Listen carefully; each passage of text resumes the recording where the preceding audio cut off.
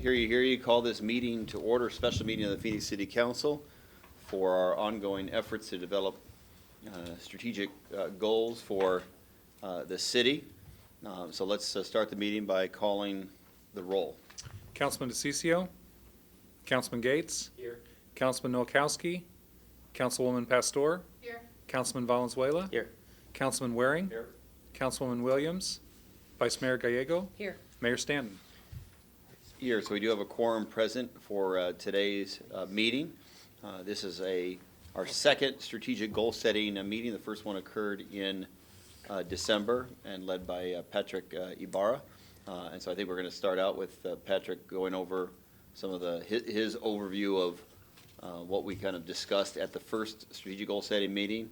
And then he'll also then go through a path forward, how we can continue to forge ahead today. So Patrick Ibarra. Yes, thanks, Mayor, and thank you so much for attending. I'm delighted to be here today. You may recall we were together in December 1st over at the Convention Center. We spent the better part of an afternoon really exploring what was on the horizon, facing the community, opportunities, challenges, had a really, I thought, thoughtful and intense and an examination of those topics, trying to determine which of those topics really are the most compelling that you're trying to contend with. As you all know, as elected officials, there's a number of moving parts and they're not always synchronized in building a community. And what we tried to do on December 1st was at least flush those out, the dimension, the context, the impact of those factors.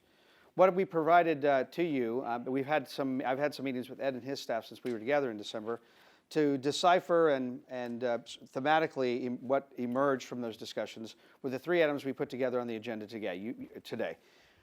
And these came from when we asked the question, what do you want to see happen going forward in this community? Where do you see the city has a pivotal role in addressing some of these topics? When we went back and looked at all the input that you provided, remember all the sheets I was filling out, what we really determined were three themes. And these are subject to revision, but at this point, this is what we found to be the most reflective and most accurate of your discussions. The first one was the demographic shift. You should have this in front of you on the agenda, the demographic shift. We're going to examine that. You have some data in front of you, some pie charts that have been produced, included with your packet, on the workforce demographics of the city organization and then demographics of the city itself, of its population. But there was a lot of discussion about how these demographics are shifting. Is the community getting younger or older? What's the impact of that on services, on operations, on housing, on transportation? So we saw that as one of the major sort of overall arching themes as a topic. The second one was redevelopment, and that was a fascinating discussion just about how the city is, in some respects, for the first time in several districts, experiencing this notion of redevelopment. And the discussion really revolved around what's the city's role in pursuing redevelopment, how active does it want to be, do you want to continue what you're doing now, do you want to stand pat, do you see a role where you want the city to be more active? Really is, for both of these, as well as the third item, I use the term, how elastic do you want the role of the city to be? How aggressive do you want it to be in driving some of that change? The third dimension was customer service. There was a lot of conversation as well on December 1st by several of you about the city as a service provider. The type of services, whether it's out in the field, on the phone, online, or at a counter, how is it delivering services to consumers, to business owners, to residents, taxpayers, if you will, in the delivery of all those services? And so there was a discussion around about how to improve customer service. And so what we did was we put those topics together, what we thought the components that popped in our own analysis of that, and put this together for the discussion today. The intent, as you may recall from our first discussion, this purpose of this meeting is really try to identify, of those three areas, do you want the city to do something different than it's doing now? And if so, what is that? Remember, the intent of this whole process is to produce some goals and areas of focus for the city manager and his staff to spend some time going forward, not at the exclusion of other things. The key here is you want to make sure these areas are addressed hand in glove with the budget process that's always ongoing as well, and service delivery and council meetings and improving the community, that's always ongoing. These are some areas that in particular you want to see some attention applied to over the course of the next 6 to 12 months. Just as a reminder again today, there was no voting. We're trying to essentially get a consensus. What we thought for these topics was to have a discussion, see what your preference is, kind of see where that flows. There is some ebb and flow to these discussions. And my approach is we're not draining the swamp, so once we hit the wall, we'll move on to the next topic. We don't want to lose your effort and energy.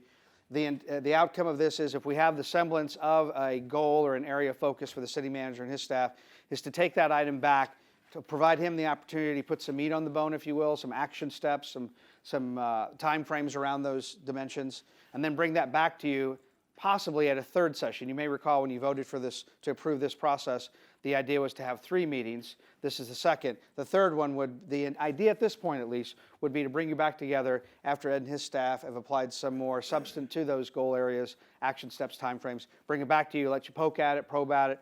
How satisfied are you with that? Maybe some modifications to it. And then it's finalized, and then the intent would be to bring it back to you at a council meeting for formal adoption at some point, let's say this spring, early summer. So, questions before we get started today? Again, this is an ebb and flow discussion.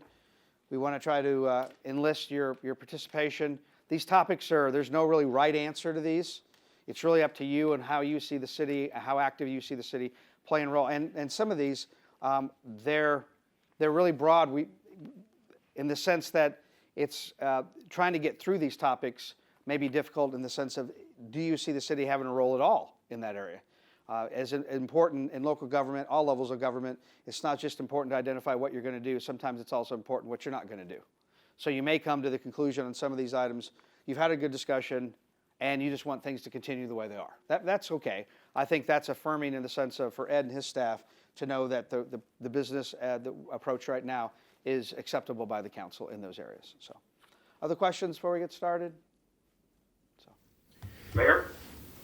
Councilman Mayor? DeCiccio, do you have a question? I do, thank you. I apologize for not being there and being on the line. I've got a family issue dealing with too. But I thought one of the things that we were going to look at, and maybe I was mistaken somewhere, was to take a look at our overall organization and look and to make determinations of what it is, what business we wanted to be into. You know, not necessarily business, but what type of services we wanted to be into. And then look at that and make some decisions of whether or not those were strategic or non-strategic functions and things like that. I really thought that this was going to, and I'm glad we are where we are. I think this is a good step. But I thought we were going to go further in this endeavor and look at what we really see that the overall city function be. I mean, do we obviously see ourselves as parks, but do we see us as the ones who are the delivery service of the parks? You know, are there other entities that might be able to do that are non-strategic within the city? So where did that get lost, or is it in there somewhere? All right, thank you for the question. Mr. Ibarra, I don't know if you wanted to respond to Councilman DeCiccio. Yeah, I think that's a good point. For my recollection in our review of the comments that were generated at the December 1st session, that did not seem to be necessarily a theme. Obviously, there's under item D, number 2D, any topics not mentioned. So if we miss something, our apologies. If you want to have a discussion about that dimension of the city's organization, obviously we can do that as well. I would like to see it because I think it's important, especially when you're looking at an organization. I mean, every organization can't do everything. And, you know, where are our strategic functions in the city? I mean, I think everybody can uniformly agree that policing and fire would be considered to be strategic functions. But are there other functions that we do that are not as strategic that we may not necessarily need to do? Or if they're non-strategic, is it something that we personally have to do, or is there an outside entity that might be able to deliver that same service at a more reasonable cost? I really thought we were going to go a little deeper into things like that, given the fact that we've got, you know, some major budget issues coming ahead of us. Okay, Vice Mayor? Thank you. Given that we do have major budget discussions happening, I think we need to have that discussion with our citizens at budget meetings. It sounds like the councilman was making a proposal that maybe we should outsource part of the Parks Department. That's the kind of thing we would want No, I didn't say that. to have in budget meetings and have that discussion. This is our opportunity to look at a larger landscape and step back a little bit and look at data and have more of a strategic, higher level conversation, because we do have those opportunities through budget meetings to have the more detailed, expenditure-focused conversation. So I would like to stick with the agenda that we have. right, thank you, Mayor? Vice Councilman DeCiccio. Yeah, I'm not trying to push back on that at all, Keith. What I'm trying to tell you is, and I don't think it was fair to say it was about park outsourcing, is because that's not, I used that as an example, and if I said it incorrectly, I apologize. What I was trying to get at is a much more detailed, I think this is fine the way we're going right now in a larger picture, but I don't think it ends up suiting what it is we're trying to get accomplished as a city of looking at what our overall functions are. And I think that is maybe a future discussion. There's no reason to push back that hard on it. It was just an idea that I brought up before in the last meeting of looking at what we can do. And I don't, if you want to throw that on the table, you want to throw tax increases on the table, I'm all good with all that stuff. I really am.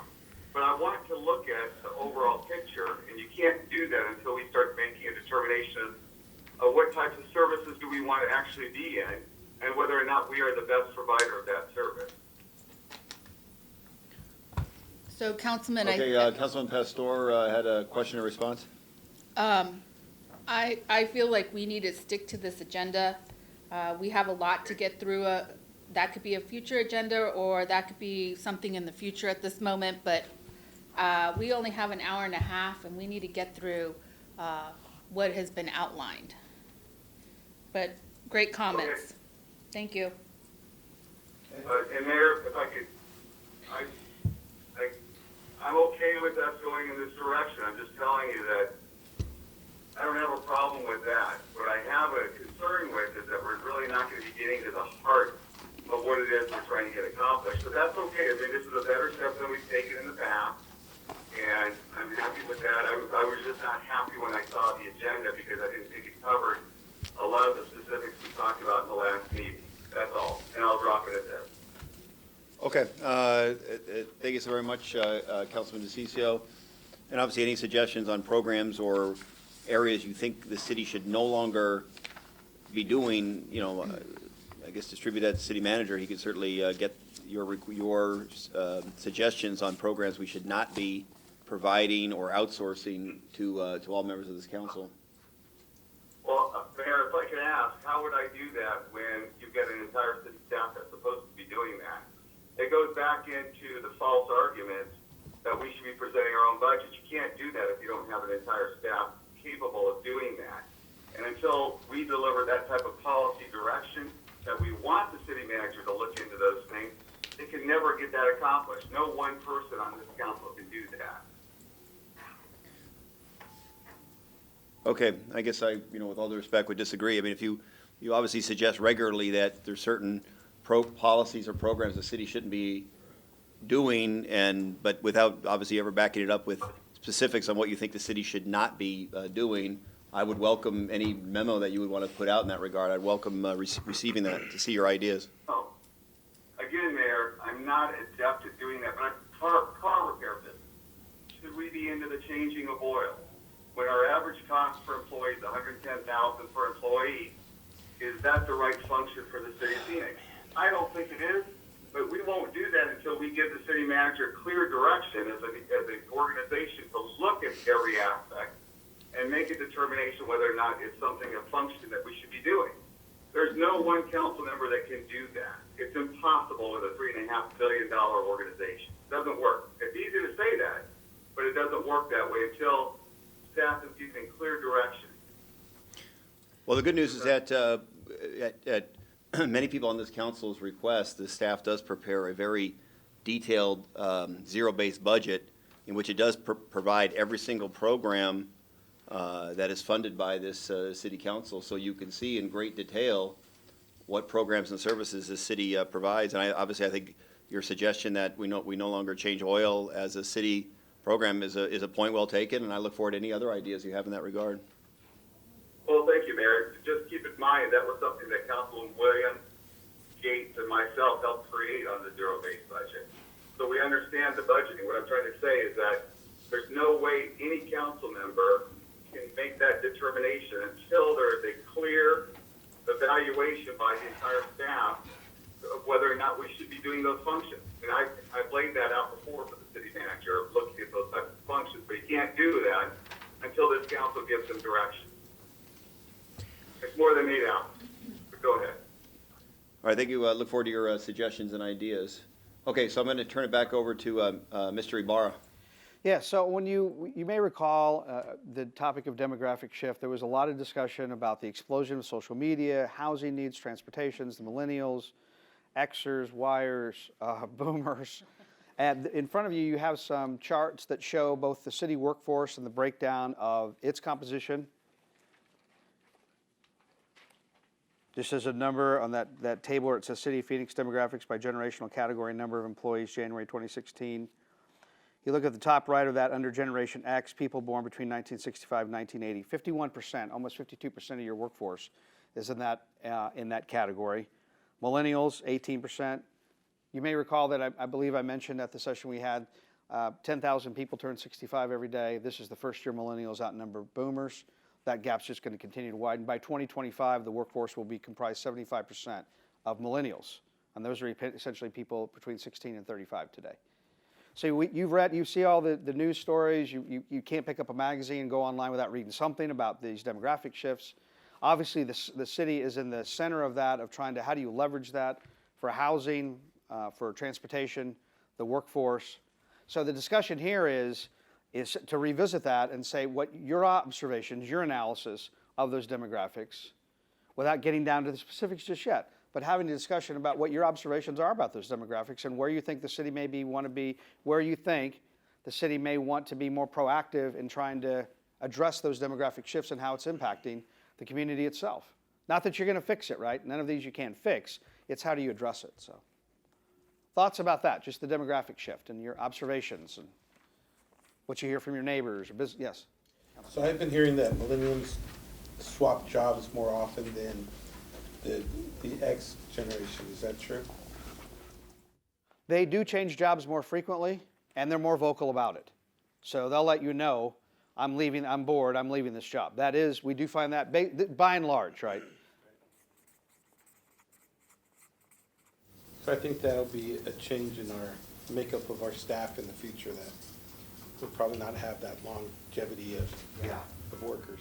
Young people, by and large, understand that they're a knowledge-free agent who are going to stay employed so long as they're challenged, and when they're not, they're more active to look. Much different than boomers who went to work someplace and stayed. Yeah. So that does impact the workforce in the sense of tenure, longevity. Yeah, Councilman? You know, one of the things that jumped out at me, so these numbers show that 51% of our employees are Gen Xers, and we talk about millennials all the time, and that's really important because that's what's to come. But Gen X is the reality. Yeah. I mean, that is our workforce, and so maybe let's spend some time talking about Gen X before we jump to millennials. And I was surprised by that number. I didn't think it would be that high. So. Yeah. Councilman, Vice Mayor? At the same time, our workforce is older than our population, and so we ought to think strategically about making sure we have the right folks to fill in departments. And we've heard from different department heads, like wastewater, where almost everyone is eligible for retirement. So we do need to do workforce planning and hope at least some of the millennials will stick around with us for the long term. Utilities nationwide, again, just as a reminder, I have clients all over the nation. I do a lot of work in succession workforce planning. Utilities is an industry that's essentially lost a whole generation of people who didn't go to trade school. And they're really feeling the effects of it for water, wastewater business, water, wastewater profession. Other departments are feeling that same. Law enforcement is definitely experiencing some real pinch on finding qualified candidates to pass the background checks. So it's becoming harder and harder to find qualified people in certain professions. So I think the takeaway, at least I would offer to you, is it's not necessarily one size fits all. Doing something citywide may have a general impact. However, at the same time, providing certain departments more discretion about how they manage that process, more discretion may be beneficial. So just a point of view. Councilman? Yeah, just to also make the point, and that's what happens here with the city of Phoenix. We've had a hiring freeze for several years. So suddenly, and we see it in public safety departments throughout the valley. We call it top heavy, you know. Mm-hmm. And now,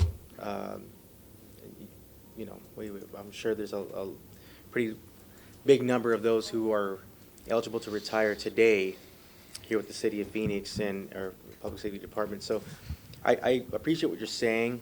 It's not a one-size-fits-all. The group that I certainly don't want to discount is Generation Z. and just continuing to make this city a place that the next generation is going to want to be part of. And, I think that's where the focus really should be as well. Yeah, good point. In fact, I would even say the primary focus should be for the next generation. Just an observation, I think one of the realizations that a lot of your colleagues have had around the nation in cities large and small, urban and rural, is the realization that local government is an employer. And while that sounds obvious, I'm not sure that's always well understood. So when you understand that you're an employer, then how you approach building your workforce has to be tailored based on the market. So the workforce has changed, government has struggled to adapt the workplace. For a variety of reasons, but again, to your point, it's becoming more conscious that there are different demographics and how do you target recruitment and selection to those different demographics. It's not, again, back to that, let's just do one thing and everybody does the same thing and cross our fingers. All right, other comments, Councilman? Knowing all of this and what's in front of us, it's really interesting, because I still think the baby boomers are needed because they have the experience. And so for me, it's really looking at all these different, the baby boomers, X, the millennials, and the Zs, and how do we tailor our succession plan and tier it in a way where the baby boomers are able to give the experience to either the Generation Z or the millennials, to be able to mentor and guide as to when you're in these situations, here's the policy, here's the thought process around it, and these are why we sometimes make the decisions that we make. I happen to be in a situation where I am dealing with a millennial, and it's very simple to go out and say, have the energy. I wish I had her energy and continue to have her energy to say, this is what we need to get done, I'm ready to go do it, and this is what I'm going to do. Okay, but there's policy behind that, and there's checks and balances on how you do that, and let me show you what the policy is, and then how do we move in the policy to capture that great innovative idea. And so I think those experiences lend to both generations of being able to teach and learn off each other. So for me, a succession plan in this organization is critical on how we maneuver through all those age groups.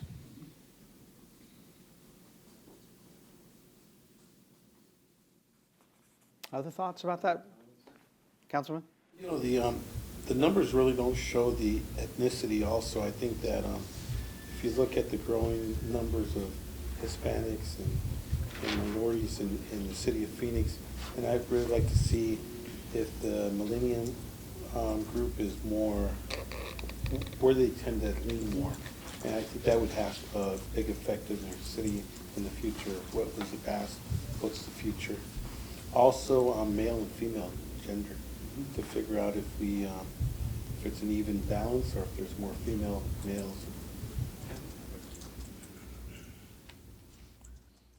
How about if we transition to the notion about how demographics are impacting the community itself?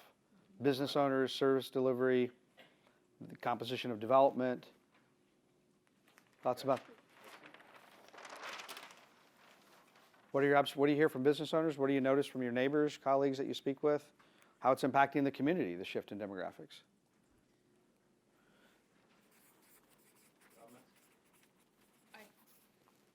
It's certainly been a theme at our budget meetings. Folks have spoken about that we have an above average number of young people and older senior citizens, and so those are both populations we need to think about when we determine services. It's been also really interesting as our downtown is booming to see the demographics of the individuals who are moving into downtown. And a lot of the individuals in the development community have been surprised at how many senior citizens are moving downtown, people who are retired, who love the lifestyle of our downtown and all the amenities, great things to do. And they're attracted by some of the same things that younger people are, including the sports facilities, the ability to take classes which is exciting. And so it seems like there's some positive synergies where, even though we have very different demographics who are attracted to our downtown, it's for the same reasons and the same investments make sense for both groups. Other comments, Councilman? Yeah, Yates? just to follow up on that, it's a great opportunity for Phoenix because we don't have the, Sun Cities or Sun Lakes, because that's not necessarily what the baby boomers, and then to project into the Gen Xers, same thing. That's not what they're looking for, and so it's a wonderful opportunity for us, but it's going to create a lot of pressure on us. Again, it's that discussion we got into last time when you're doing this redevelopment. We need to become more nimble as it relates to planning and zoning and traffic concerns, et cetera. Many of these trends seem to keep coming back to that and kind of redesigning how we deal with redevelopment, which is still a fairly new concept for us in this city.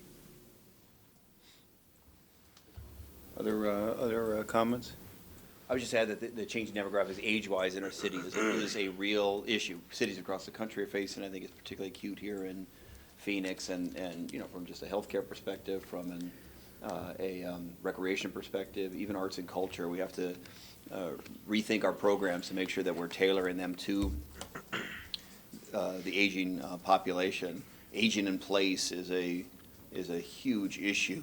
And we want to make sure that people, as they raise their families and go through their retirement years, hopefully their golden years, can do so in the exact same home or apartment in which they did raise their family. They don't have to move someplace else to receive the services that they need. And as we get older and older, we have to rethink every single one of our programs. We can't just say great senior centers is enough to help support the senior population. And so it's just we have to rethink so many of our programs to make sure that the seniors are fully incorporated into our services. Yeah, great point, Mayor, and to Councilman Gates, both your points. One of the trends we're starting to see, I think, emerge around the nation is just the renaming of the senior center. To your point, boomers don't really want to go to a senior center and be passive. They want to go to an active lifestyle center. All you have to do is go to retirement communities who essentially have their own rec center, and they're very active. They do things outside the building. And I think that's where Parks and Recreation departments have a chance to really revisit their value proposition to that demographic and say, how do we stay important in their lifestyle, which requires a shift in thinking about the services you're designing and delivering. Even the facility, the name of it, I think goes a long way just to how the appeal that it has to that demographic. And the options that it has for service delivery, utilizing the incredible talent that volunteers in that age group have. And so we, as a city, need to do a better job of asking for their help and service, whether it be through reading programs in our schools or helping to provide park services. So that, instead of always thinking about it as us delivering services, is for those people that are retired but still hugely active with the talent and experience they have, how do we get them back into serving other residents, which we don't do a very good job of. We just, as a society, we don't do a very good job of. As a city, we don't do a very good job of. And if we do a better job, that could really, really advance the goals of our city. And I think that's very important because we're leveraging also our city. We're leveraging our community and having the great talents that are out there to also then bridge or mentor. I go back to the next generation, and how do we go about doing that? And how do we meet some of the benchmarks citywide, but also statewide, and making sure students, or I go to students, but children are also being exposed to all that culture and art, and along with the multi-generational family. I do think this is a trend that probably our nation, for all of us around here, we've never really experienced this sort of convergence of trends of demographic shifts. So we can't really go to the standard operating procedure and say, let's draw that book out and let's use that cookbook we've used in the past. I do think, in some respects, some of these trends are unprecedented. So the way you address them in a way, you have to be more clever and creative and not necessarily rely on a policy or a new procedure or the same old procedure. It does require some creative, innovative thinking about how you're going to address that. And I think that ambiguity can be really stifling to some in local government because they want to know predictably what's the path, and let's make sure whatever we do, it works all the time, every time. That's a challenge because people don't really have that deep history to draw from and say, well, we know that'll work because we've done it before. Some of this you may not have done before as an organization or even as a community to address that. So again, offering an observation. And in that observation, we have to allow our employees to take risk. And then when they take risk, there will be some failure. And learning from the failure of then being able to analyze and look at it and move it forward, either keep it or let it go. But we've learned this piece, we know that doesn't work, what works, what's better, Right, good point. so. Councilman? So when I was looking at these numbers, what it showed me that our workforce is a little bit older than our general public. And basically, our general public's more into technology. They want things faster, they want to use technology, they want to use email, they want to use, for our library. As a matter of fact, even our library, the books are going down. I mean, we have a fee to turn in your books late, now they're doing ebooks. And that's dropped by couple $100,000. So even the way that we operate in the future is going to be different. People like information a lot quicker, and it's at their fingertips. So we need to adapt because we're still into the older ways. And I think that's one of the things that our employees need to start to adapting in this new generation with the technology and how to use technology to its fullest. I think we're all accustomed to where people's preference is to do things on their phone. Through an app, through whether it's reporting graffiti or signing up for a rec program. People want it to be convenient and easy, and not only easy, but user-friendly in that sense too. Councilman? And then the other thing, as far as civic engagement is concerned, we've had advances here now where we have all the meetings on TV, but I think we need to look at how can people, people can't make it to our meetings, but perhaps, they could send a tweet or a comment on Facebook, and could those things be considered part of the record in our meetings?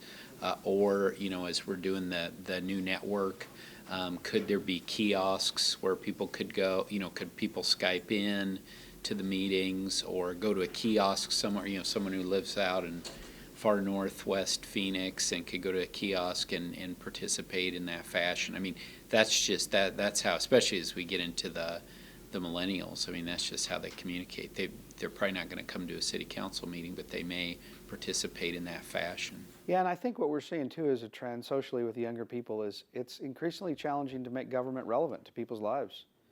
And when it seems abstract in an institution, that creates just an invisible barrier that has a real impact. So I think to your point, it's not just nice to do. I would say somewhat of it's mission critical to take some of those actions to stay continually relevant to, again, shifting demographics and how people interact with government is not the same way that it's always been. That's pivotal for people to join in boards and commissions, to vote. I mean, when they feel connected, then a lot of dividends come from that. When they don't, not a good thing. Not a good thing. Other thoughts about just what you hear from neighbors or business owners or what you observe just in the community about the shifting demographics, housing preferences, transportation trends? Okay. So in regards to the demographic, let me just kind of tie this up in a bow if we can. We've covered the whole notion about the workforce, its impacts, the aging of the workforce, opportunities around learning and development, the attraction and recruitment and attraction, succession planning, a lot of different dimensions regarding the workforce, mentoring, coaching. Then you cover the community itself, both the outreach from the city as a service provider, in the facilities and operations and social media and technology and materials, information and content. The whole notion that the mayor talked about, just the impacts demographically on healthcare, recreation. Spent a little bit of time talking about the impact possibly on the Parks and Recreation Department. Downtown residents are not just the young urban professionals, they're also people of different generations that are in some respects are maybe looking at the similar attributes that are appealing to them and why they relocate to downtown. So all that being said, and the city, I would offer, the city as an entity is focused in some respects on trying to deal with these issues. So it's not as though this comes as a surprise to anybody in this room or at the staff level. They're experiencing it, they see it firsthand. The key is, if anything that you all see is you want to be more aggressive about. So think of this as an automobile. We're driving down the road collectively. Are there dimensions or aspects about demographics that you want to press on the gas and say we need to be more assertive, more aggressive, more intentional, more purposeful about those? Are there some areas that you want to tap the brakes and say, wait a minute, maybe we should stop and reflect? And are there other dimensions of this that you want to maybe add to the car and say, we're not doing this. How would that look if we did add to this to the car? And again, remember the takeaway, depending on what you identify, the city manager is then going to take this, put some action steps to it, timing to it, and then bring that back to you so you get another shot at another bite of the apple, if you will, to look at what would come out of this, right? So thoughts about demographics? Anything? You want to do anything different? Yeah, Councilman? Well, you know, the thoughts is just downtown. I mean, 8 years ago, you couldn't get people to move downtown. Now, just the last 4 years, it's just incredible, the boom. The average apartment is about $1,500.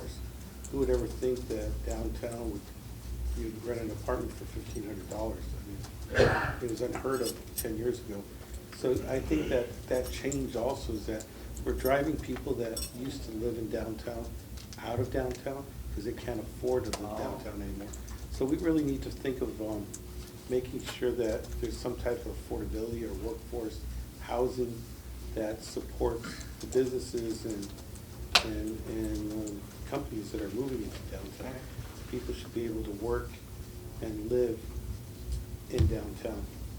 It doesn't matter what your financials. Okay. Yeah. The other thing too is that as we grow, I've noticed that like the expansion of our airport, we've displaced neighborhoods and then actually moved them into other neighborhoods and then created chaos. When I go out to the Maryville area, at one time that was very middle class or upper middle class. Now it's turned into very more Hispanically, and before it was very Anglo. And and the conflict that happens, you know, all of a sudden individuals had $15,000 in their hands for their piece of property around the airport that was bought out.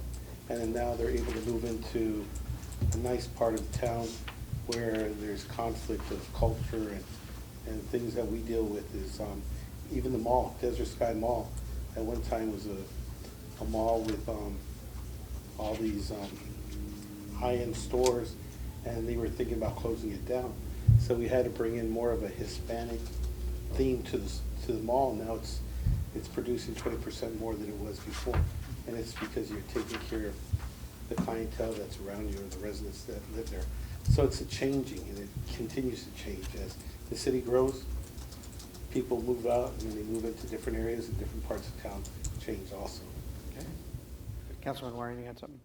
Just under action items, partially for staff, partially, I guess, for all of us, like myself. When I was at the Capitol, we had a lot of tours. You know, we're talking about younger people generally, and those school-age kids are going to be Generation Z or whatever in the workforce in pretty short order. But it was continuous tours. There were continuous tours at the Capitol, which I did think that was something when I got here we don't have. Now, we don't have a museum. We don't have some of the stuff that people might be interested in, but we do have some of that kind of stuff. I noticed we don't get invited to speak to classes like I was used to at other places of employment. I mean, we got invited a lot. Now, this spring, for whatever reason, I've had several opportunities to go read to kids or whatever, which I really enjoy. But one thing I learned from my Senate days was you give those tours, and then I go out and knock on doors years later. I meet 18-year-olds who really remembered, not everyone, but the parents seem to remember, the kids remembered. As a politician, that's good because they remember positively and everything. But some of them were engaged, like I vote, because I remember coming down to the Capitol and you gave this talk. Because by the time I was done, the fourth grader, because they were usually fourth, fifth grade, they were 18 by the time I was done with it. And it's funny how often that comes up. I have noticed it's something we don't really have here. Part of it is people aren't asking. So I guess my point to staff is that if there's a way to reach out, I'm sure we'd all make ourselves available. You know, you can't force your way into a school, but we could incentivize them to ask or say, hey, if you ever want to come down or you want to come down to watch one of our meetings. We do get the occasional Boy Scout troop. Again, thanks to Mayor Stanton for appointing me on making me co-chair of the Human Trafficking Task Force. Unfortunately, we've had the opportunity also to go out to schools. I know you've done some events, we've done some joint events. You know, trying to get people to, you know, again, younger people and their parents to come to events and talk about that. But maybe we could broadly advertise that, because if you're talking about how to get them interested in politics or interested in knowing what the city does, I just found that was one way that worked. Not for every kid, but it definitely worked for some of them, and it seemed to be something that they sort of inculcated, and it's something I've thought about for several years, so I guess this was a forum for me to say something about it. I just remember that was something I enjoyed, but also it seemed like at least some of them got something out of it. Yeah, youth in government is fairly common in many parts around the nation for local government, whether it's attending council meeting. I mean, there's lots of different ways to do There were that. just always kids at the Capitol. I mean, every day, 4 days a week, there'd be big busloads of kids. There just were. I don't know how we could get that here, but it would be nice if we could. I'm not sure how that would work. Maybe we could brainstorm about it later.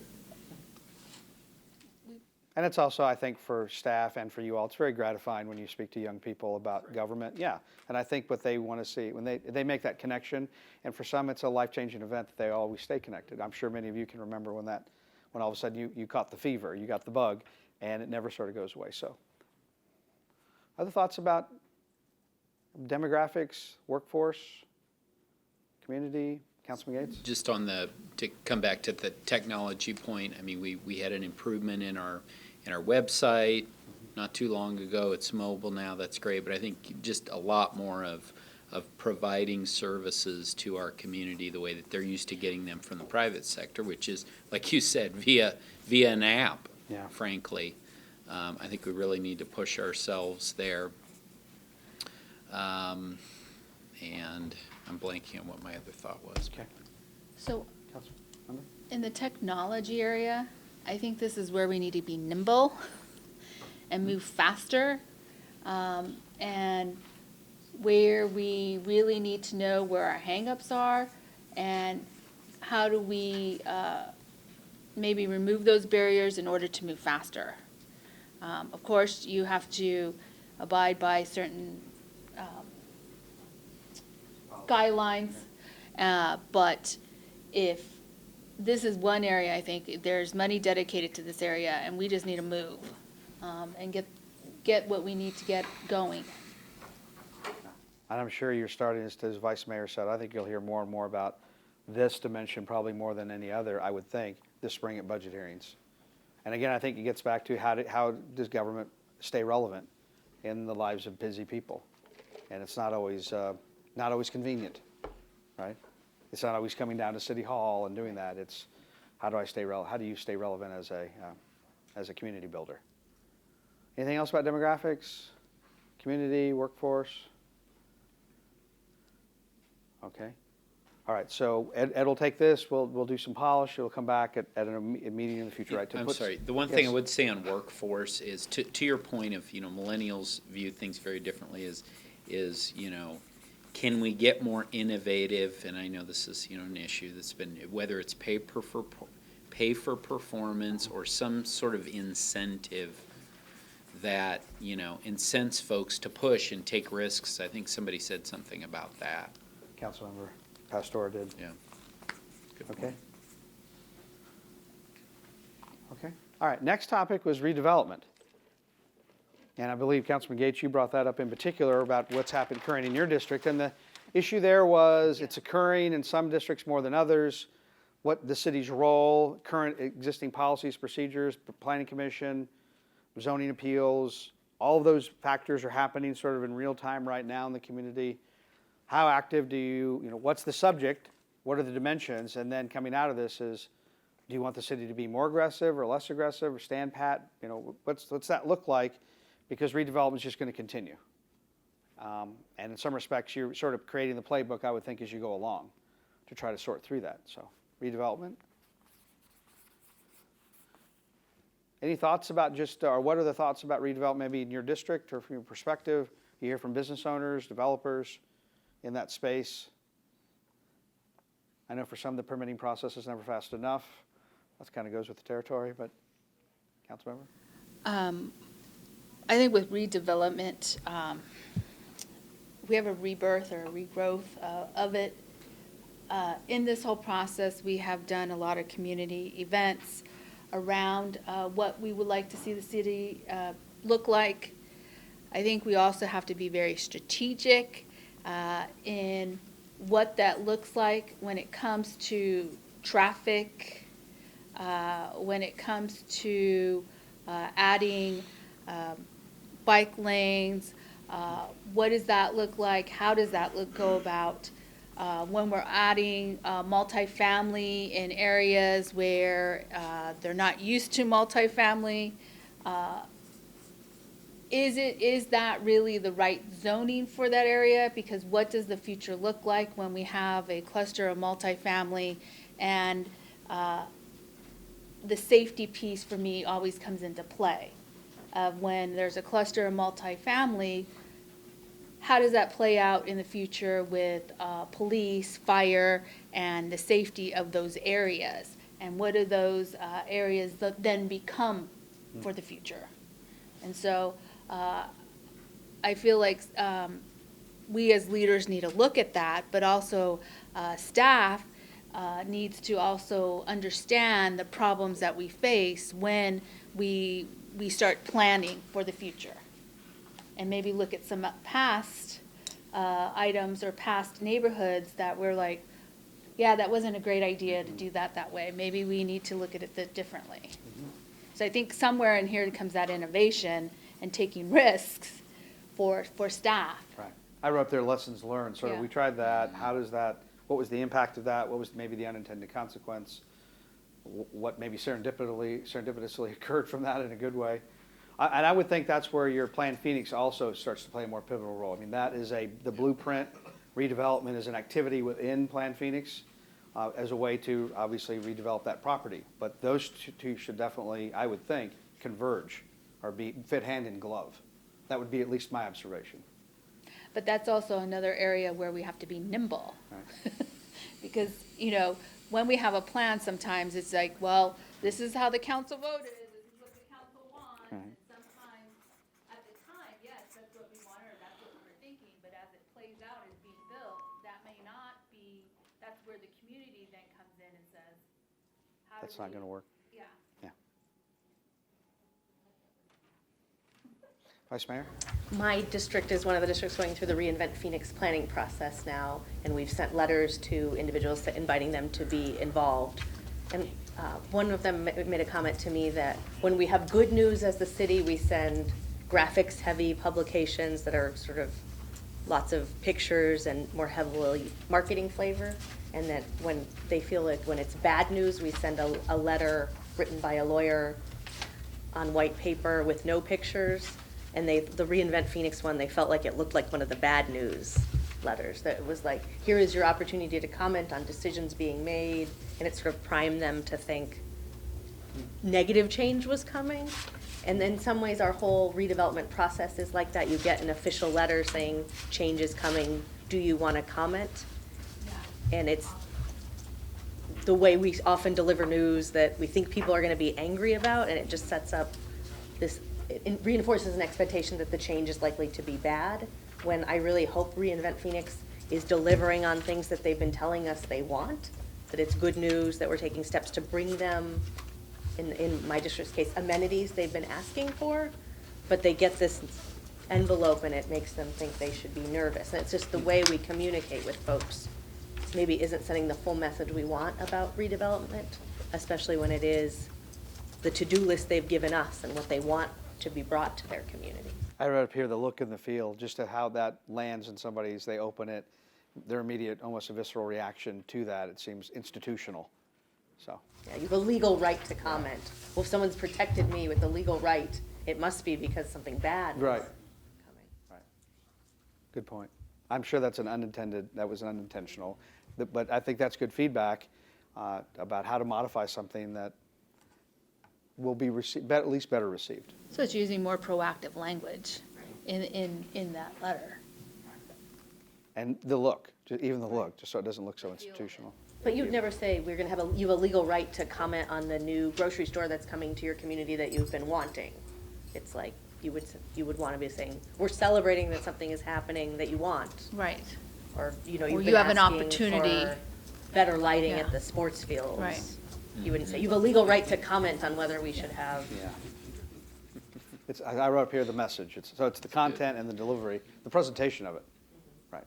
Kind of people react to that, sounds like.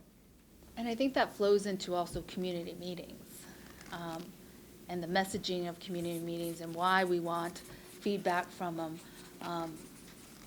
And not to be hosting a community meeting, just to host a community meeting to say we did a community meeting. More of making sure we're reaching out to those communities that really want to participate in change, but then also want to make some decisions on what that change looks like. Sometimes, and you can see it sometimes in our budget hearings, it's really, there's a collective group that participate always. Right. But I want to hear from those that, not the always, I want to hear from those that really need to engage, because when change is happening, that's when they engage, and it's after the fact. And so we really, I feel like the messaging that we send out of how we attract others to engage in their neighborhoods is very important. Yeah. Councilman? Just the messaging, and so I think that's incredibly important. It's the messaging, and something I think the city does a good job of, and I think we just have to continue staying ahead of this, is, you know, I love that the city does so much around social media, for an example. It just shows that we're this modern city, we're this, you know, we want to keep moving in this direction of being this smart city. And just staying ahead of that. Again, I think the city is doing a good job with it, using hashtags and using all the different, I don't know how many social media accounts the city officially has. I know Public Safety and Public Works and the Elections Office and several others, but I think that's just, that's a really, really good idea to continue down that path as well. Yeah. Mayor? Councilman DeCiccio? Thank you, Mayor. I think it's been an interesting discussion, especially where we're going as a city. I mean, people's buying habits, people's housing patterns, they evolve constantly. But every now and then you get a glimpse of major movement in the market and major change of attitudes of how people want to live, which we saw literally, it was hard for people to predict, probably started about 7 years ago, probably 6 years ago. And now those housing patterns are literally changed from where people thought the American dream was to own a home. Now people would rather just stay more mobile. And I think it has a lot to do with what's happening in this economy as a whole. So I think one of the things that we ought to look at is just look at these patterns. Vice Mayor Gallego and I were lucky enough to sit in a seminar, a presentation by somebody from ASU. I can't remember his name. I don't know if you can, Vice Mayor.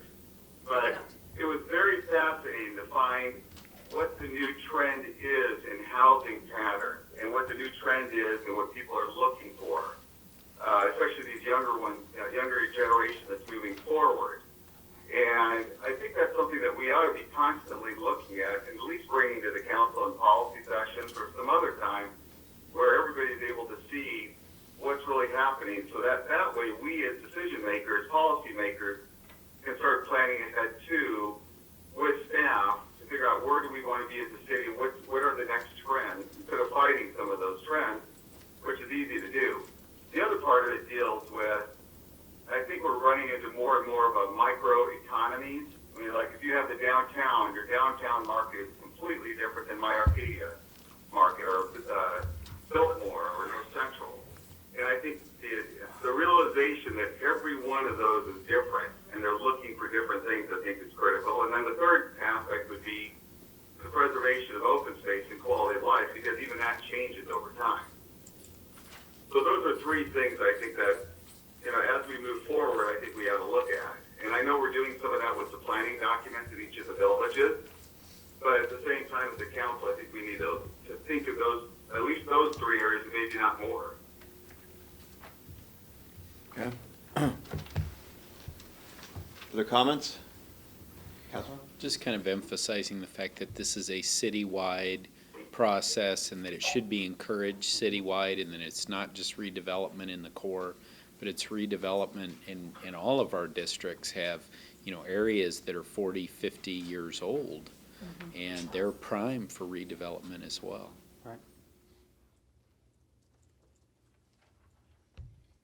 Sounds like within that discussion, you identified some actions you'd like to see the city manager at least go back and flesh out.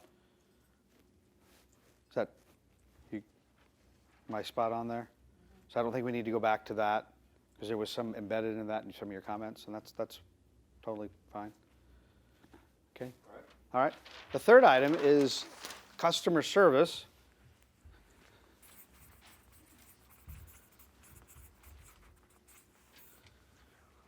And to the points that you've mentioned several times today, sort of an undercurrent to that is I would offer that we live in an experience-based economy, and the city is an experience provider to residents and business owners, tourists, and all kinds of people that visit the community, relying on city services in many different ways.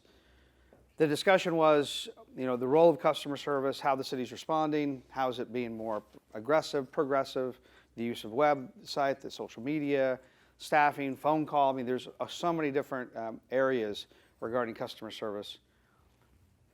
And I'm sure you hear comments from people that may not have received the type of service that they would prefer. And so you hear that from people. You don't always hear, hey, they did a fabulous job, but I know more often than not you hear from people who were disappointed or disgruntled about something that didn't click on time and their frustration with that. So the topic was customer service. Thoughts about that before we get into maybe action steps? Just the overall thought on customer service, yesterday, today, tomorrow, it's paramount. It's what we offer. Yeah. There's at the end of the day, that's what we provide. And so just remembering that it's paramount.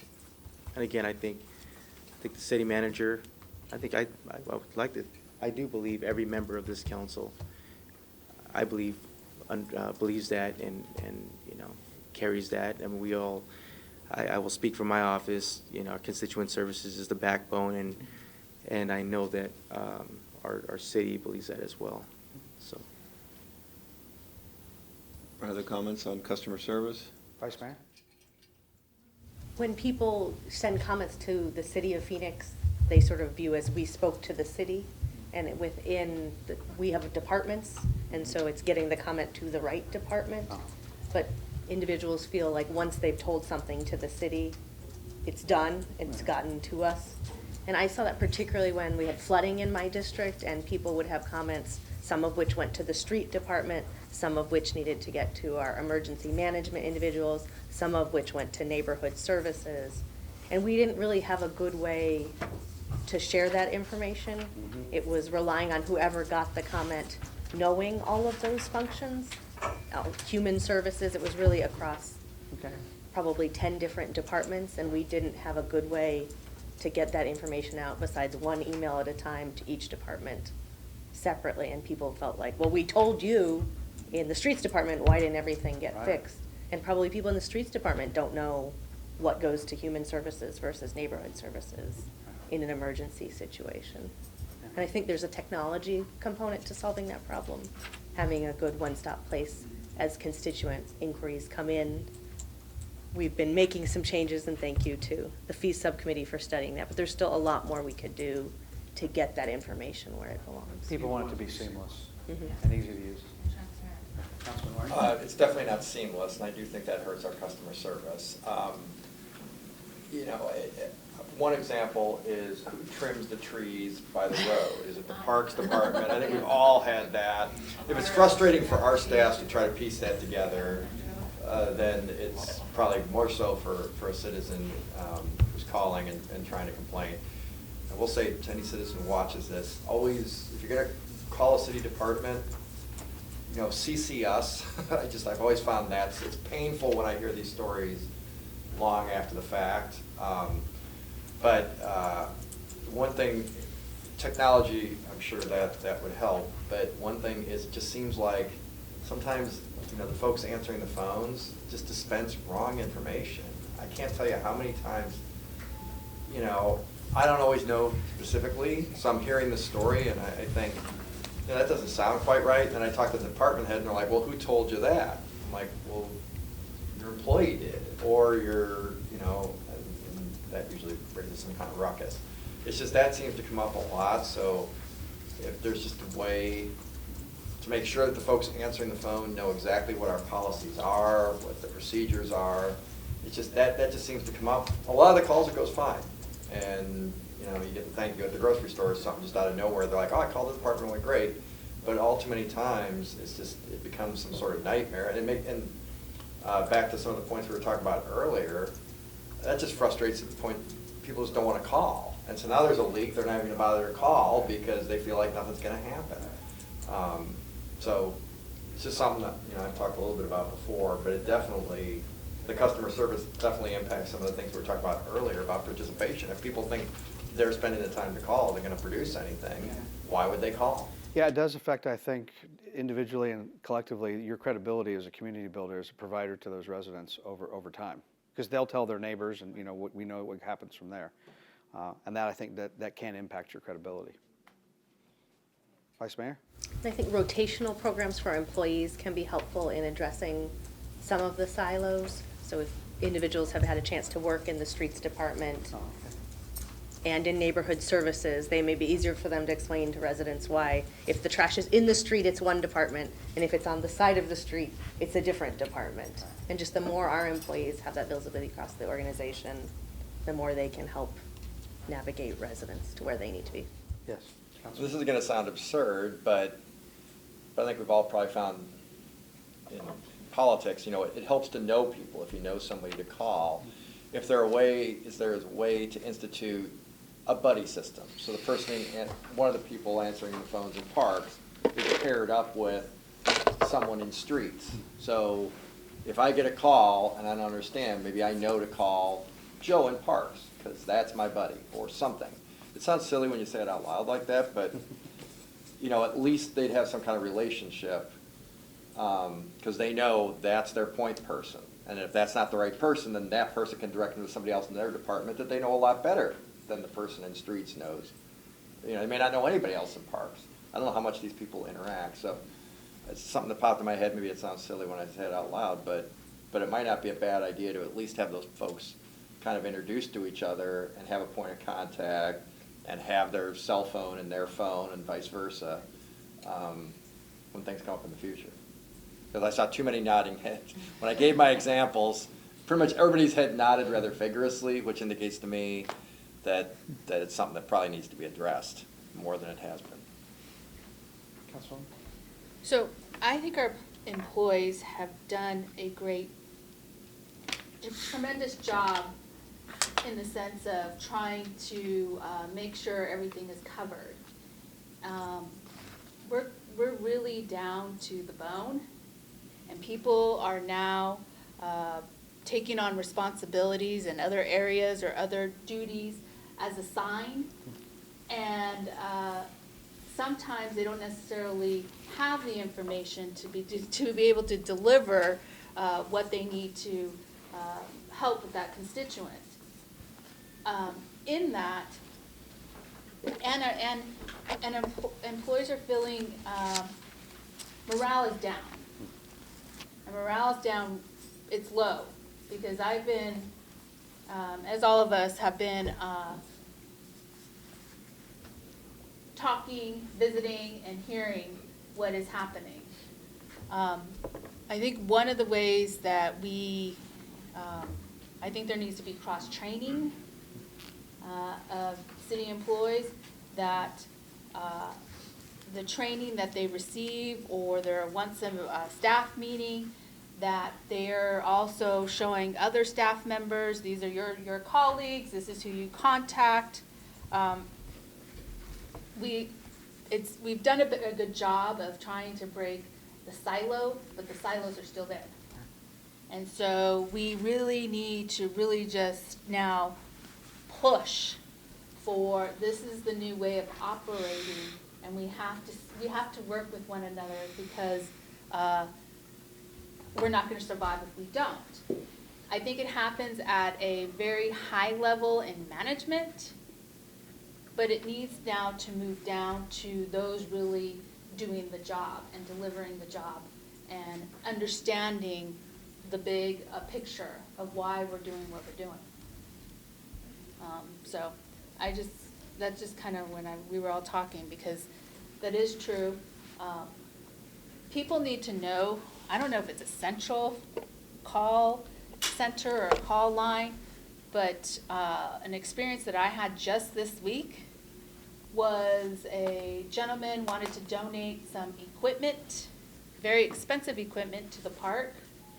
Called the person says, no, we don't need that equipment.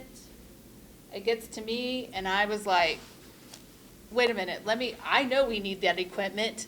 Let me get in the middle of this. And usually I deal with management or directors, so I was like, hey, don't we need this equipment? Yeah, give me the number. But on whoever he contacted was, no, we don't need it. And so we need to be very proactive or have a process of when somebody wants to donate something, what is the process? What's the protocol to get that to those that are gonna make the decisions? And so some of these items is what happens, and so we need to figure that out in a proactive manner of creating a system. I just wanted to offer a perspective. When you look at issues that emerge from residents or business owners that you receive calls in your office, and I'm just generally speaking, I think when you stop and look at that, district-wide, citywide, I would suppose that there are patterns that emerge about the typical items that come up. I don't think that's a reach to say that, the patterns. I would offer you, I think sometimes when you look and analyze the patterns, it starts to identify what's the best solution to that. You've identified some of those. And I think you've teetered on some of the other ones, which are the technology side of it. Some of these things are not the anomaly. They're fairly predictable. So when you start to look at that process and say, what can we do, and revisit how we deliver it, then maybe you don't ever get to the issue that's occurring. Right. Yeah. But when there's a reaction, and I think that's what happens, you want people to respond and react. When that tends to be the norm, then you're constantly just chasing those responses. I would just offer to you, I think part of what this affords, and I'm sure Ed and his staff do this, when they look at those patterns, they start to say, how can we even get in front of those patterns and try to minimize the likelihood they even occur? Through technology, through new processes, through cross-training, through protocols. So you're not just sort of chasing. I'm just offering you that as a perspective, that it's just, some of those may be systemic that you can try to address. So, You're correct. yeah. Councilman? When I started 8 years ago as a council member, we had a program, it was like City Serve, I'm not sure what it was called. And then we used to be assigned a case number. And then at the end of that case, they would close it. And then I would get a full report at the end of the week of which cases were open, which department was handling it. And if the case was closed, then it tells you the results. And then you can actually call that person back saying, I heard that your problem with your street was handled, blah, blah, blah.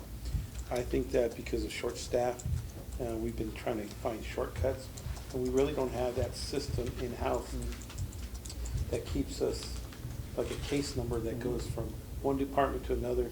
So if a person is jumped around, then if we generate that case, we can actually look at where it went through the system and where it was hung up, and then we can actually fix it. So some type of a internal system where you assign a case number to that person or that phone call, and then you can follow that through the whole system and figure out where the tweaks need to happen. Yeah, they were often called CRMs, Customer Relation Management. You may recall that. A lot of organizations adopted those. So I'm just giving that to you as it's sort of a technology way to track that. It's a database. But it allows monitoring, a dashboard, follow-up, where is it in the system, so. And even customer service for us, because then we could follow through saying, we heard that your case was taken care of, thank you very much, blah, blah, blah. One of the things we're moving towards, and we put a little in the budget last year, but I'll go back to it. This used to be a really innovative thing we did in the 90s, where we put all the numbers that a citizen needed in one place. And you look at that today and it's like, that's kind of quaint, because what the state of the art now is there's one number. Usually a 311 system is what it's called. And that's what we've got to move to, because it addresses a lot of what you're talking about is 2626311, for example, okay? That's going to, you don't have to know which page I got to go to find private property legal descriptions. You call that one number and tell them what you want, and they get you there. And so that's what I'm hearing loud and clear here is we got to move to that. And a lot of large, bless you. Bless you. A lot of large cities have done that. I know the city of Austin adopted that several years ago. So it's becoming a great clearinghouse, and it creates reliable, responsive service that what you're seeking. So. And it's more from phone, the number, to the app, Yeah. the online-based piece. And if that could generate, well, depending on the system, but if that could generate then the case number, so then they have the case number, so then when they call us, we could type in the case number and say, oh, here's where it's at, da, da, da. Or they can even look it up and put the case number in. I mean, that's just modernizing ourselves. They don't need to know the behind the scenes as to how it's being moved or anything like that. It's kind of like our computer system. That's the point of this. Why do I need to have something that tells me one of 600 numbers? I should just have one number. You figure it out on the back end. You, staff, figure it out on the back end, but I don't need to know it. I just need to know one thing, that's call or email that. Mayor, there's a citizen in the back. I'm not sure you want to take comments now. Well, I was going to, so we have one item on the agenda, presentation discussion on citywide strategic goal setting, which I think had 3 parts. Right. So when we were completed with that, I was going to turn to citizen comments. Okay. So I don't know if you're completed at this point. Customer service, Mayor. Okay. If I may interject, I just wanted. I was gonna have Ms. Barker have your comments when we're completed, so take whatever notes you want on, and we cover all at once. Okay. Are we done and with this, with customer? Any other thoughts about this customer topic? service? Or do we exhaust that? I think, Ed, you have some good. Okay. Maybe, Oh, I'm sorry, just one thing is, we're talking about goals, right? And I've kind of talked about metrics in the past. If there were metrics that I don't know if the council would feel comfortable with, whether it's for phone calls, and I hear about this a lot from the water department. I don't mean to beat up on it, but wait time. Yeah, so wait times, which obviously, again, in the private sector, utilities, you go into, and they have, goals for wait times, goals for response time on emails, things like that. Whether. Or a customer survey. Yep. All right. All right, Ms. Barker, up to 2 minutes. Oh, yes. Okay, well, just right off on customer service, and one of the biggest things I've learned, I've come from working on commission most of my life in real estate, but I started out with my degree from Ohio State in fashion merchandising, and I learned a big lesson about the customer's always right at Bloomingdale's in New York City, and I dropped my jaw on that. What do you mean? Because many times, blatantly they're wrong. But with that attitude, you start listening and you start solving problems. I have talked to HR some years ago and was told by Lisa, well, when we hire, we assume that everybody has customer service and the city of Phoenix has the best customer service. And then that conversation just went. And I thought, every place I've worked, I had to produce or else I couldn't earn and I couldn't support. I had to be nice when I didn't want to. I had to remember people's names. I had to listen, even when I worked in transit. That's how I help persons with disabilities get around town. I didn't understand them. I started listening. Then I found out, and it happens today, people don't know common things like north, south, east, and west. So when my experience, my real life experience, and even yesterday helped people drive around, what I'm trying to say is that it starts with attitude. It starts with training. The city, I believe, should have comprehensive training for customer service, and it should have what a producer has. You got an incoming, an ongoing, and outgoing box, and at the end of the day, there's nothing in the incoming and the outgoing. There's only ongoing, and you flip that over every day to get it out of there. When you go to a meeting, rather than a checklist, these sounds like remedial, and people might say to me, we don't need this. I'm a master's degree, and the city has a lot of those. But were they ever out in the work world? And they had to perform and produce and do it successfully and take big, hard, or you didn't eat. Do you know staying hungry is one of the biggest teachers? And the thing is that the city is, but you're blessed if you're a public servant, as far as I am. Take it as a good thing, not, oh, I'm a public servant, somebody can walk on me. Take it as the fact you have a service, that you have a double-edged sword here at the city. Not only do you take an oath to serve people? But you have customer service too. And your attorneys are supposed to be the very highest standards of any attorney. Any attorney. Don't just give them something to cover up for non-performance, okay? So, you know, I've listed a lot of things, but our meetings with six, you know, $200,000 people in one meeting, no checklist, and at the end of it, you don't know where you're going and everything. Basically, I believe that you should have, when the problem through the checklist isn't solved for a certain time, it gets escalated, top management, and then on to a mediator. Thank you. Thank you, Ms. Barker. Okay, I have no other cards from the public for this, this item. Okay. Mr. Vara, we're done with our three parts of the agenda. Right. I think the next part is whether or not we want to have one more future workshop, a third strategic goal-setting workshop. Councilwoman. One other thing about customer service, I think not necessarily in customer service training, but just training all across the board. So I'm going to use an example of, as I moved up in the system where I worked, I had to always take these certain training courses or attend training. And then once I did that, then I was able to then apply for different positions. And so I'm curious, I know there's training across the board, the city, but is there training where they have to, everyone has to attend mandatory training in these certain areas so that then we know they've received customer training, or they've received leadership training, or they've received, I don't know, something else. But that is a requirement in order for them to move up in the system. I'm not sure. I don't know if it's there, but that's something that we will look at in HR. I think it lands in HR. Some of that's compliance training about preventing sexual harassment and EEOC. But I see what you're saying, and I think Ed was going to respond to that to say maybe what other workshop courses would be under considered compliant, mandatory. Mandatory. There's a couple things. So there's something like customer service training, which in the 90s we did called it seamless service, and everybody in the organization had it. And based on the feedback I got from the council, my evaluation last year, we're moving back to do that again. It's being refreshed. It's not seamless service. It's every customer, every day sort of training. That's one thing. But for people to advance, particularly into supervision, we do have blocks of training that are required for them to have in order to be qualified to be selected.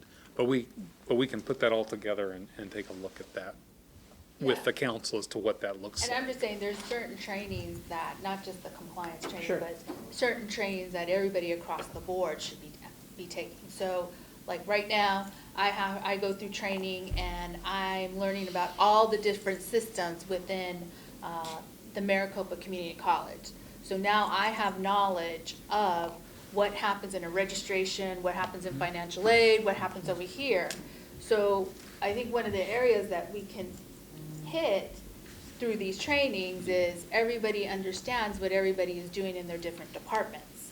How you go about doing that, because it's a large system, there'll just have to be series of them, but And frankly, like we that. have done less and less of that because it's one of the first things we cut in budget, in tight budgets, is training, unfortunately. But that's just the reality, has been that. And so to get back to it, it has been slow.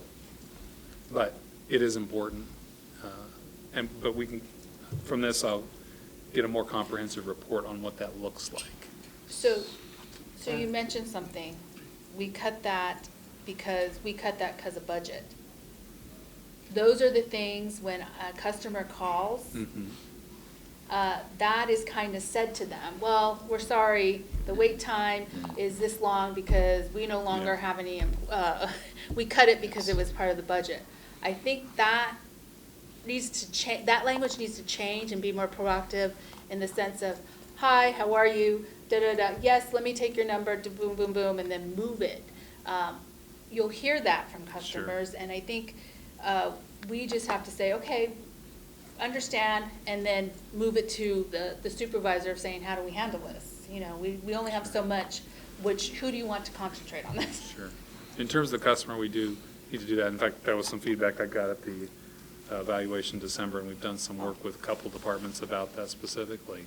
I forgot about that. But, yeah, but the reality is, you know, if we want to do customer surveys, we don't do customer surveys because that was reduced in a budget cut. So I'm not going to say that to the public as an excuse for something, but it's the reality of if we don't have something, and that's the reason why we need to say if we want to do that, we have to find the money to do that. But I understand your point about when the customer's in the moment of what happened to my street, my water line, that's not an acceptable answer to the customer. You gotta, in the moment, figure it out for the customer, what you're gonna do. So you're absolutely right at that point. So, final thoughts. I would just offer to you as well, this sounds like a small change, but I think it has an enormous impact, is even on the budget where, and I think Ed is absolutely right, one of the first things that gets reduced is training. I think you should cross that out and change it to the learning, because training is an expense, learning is an investment. Because, back to what I think Councilman Valenzuela said as well, or Nowakowski had talked about younger people, and it was Councilman Nowakowski talking about younger people tend to be more, shall we say, active and not stay as long. One of the keys to retention is that the organization is investing in them for their learning and growth. So even the mindset of the workforce is shifting to say, I should always be learning, and it's not just the mandatory, it's also how am I becoming more valuable in my own role. So I just offer that to you as food for thought. The next step would be for the city manager to take this, and we would confer, tighten this up, change the language around a little bit, polish it up, trying to gather your intent, put some action steps behind it, possibly some timeframes and resources if that's necessary, and then bring that back to you for you to look at and say, is that acceptable? Goals going forward, the timeframes, the content, and the substance. That was really what we thought that would happen at the third workshop. You may recall the very first workshop I talked about, it's a funnel. You started off really broad at that first one. The second one, now here we're down a little bit more detail. That third one is we're down at the bottom of the funnel where there is a more narrow focus, more concentrated, more well identified, more precise. Is that acceptable to you for that next workshop sometime in the near future? To come back for that, to review that and poke at it a little bit? That good? All right. We're all looking at Laura. Well, yes. Laura's good with it. Okay. All right. Thank you very much, Mr. Ibarra. We have no other comments from the public. So this strategic planning session is now adjourned.